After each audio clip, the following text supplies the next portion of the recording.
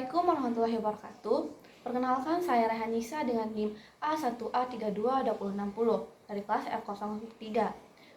Baik, pada periode kali ini saya akan membahas mengenai analisis buku, yang mana akan membahas sebuah buku yang sangat menarik dan relevan dengan kehidupan kita sehari-hari, yaitu buku yang berjudul Hukum Orang dan Keluarga oleh karya Dr. Diana R. W. Napitupulu.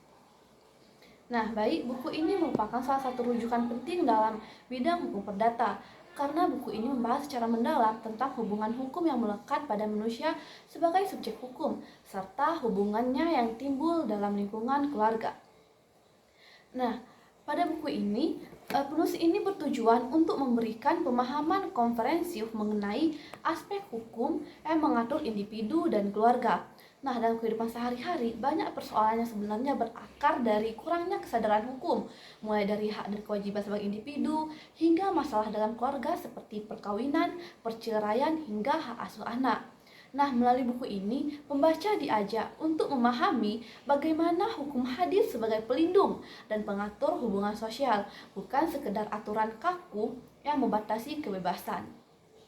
Nah, secara garis besar, buku ini menjadi dua bagian besar. Yang pertama itu hukum orang, yang mana pada bagian hukum orang ini membahas siapa saja sih yang dapat menjadi subjek hukum, yaitu manusia dan badan hukum, yang mana dijelaskan juga bagaimana seseorang memperoleh dan kehilangan kecakapan hukum, perbedaan antara orang dewasa dan anak-anak dalam pandangan hukum, serta mekanisme perwakilan dan pengampunan bagi mereka yang tidak mampu bertindak hukum sendiri.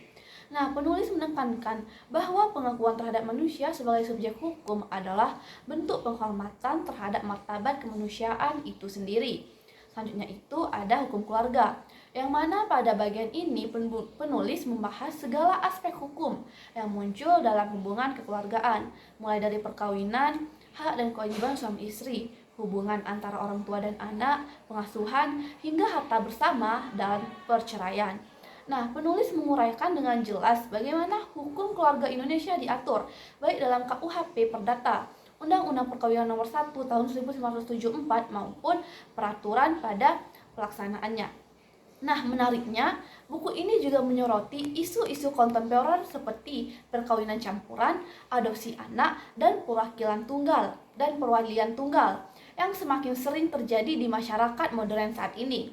Melalui contoh kasus nyata, penulis menunjukkan bagaimana teori hukum diterapkan dalam praktik, sehingga pembaca dapat memahami makna keadilan yang sesungguhnya dalam konteks keluarga.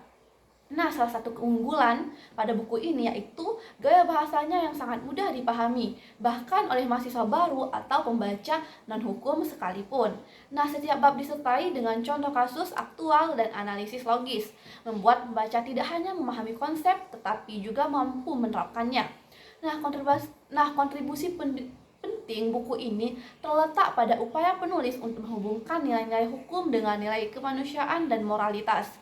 Nah, dalam konteks keluarga, hukum tidak boleh hanya dilihat sebagai aturan tertulis, tetapi juga sebagai alat untuk menjaga keadilan, keharmonisan, dan kesejahteraan antara anggota keluarga.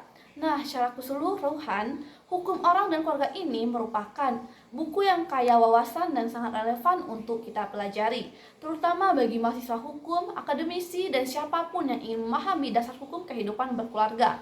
Nah, melalui buku ini, kita diajak untuk melihat bahwa hukum bukan sekedar teks, melainkan cermin nilai kemanusiaan. Dengan memahami hukum, kita belajar menghargai hak dan kewajiban diri sendiri serta orang lain, agar terciptanya masyarakat yang adil, beradab, dan harmonis. Sekian yang dapat saya sampaikan. Lebih dan kurangnya saya mohon maaf. Terima kasih sudah menonton video saya. Saya tutup. Wassalamualaikum warahmatullahi wabarakatuh. Bye-bye.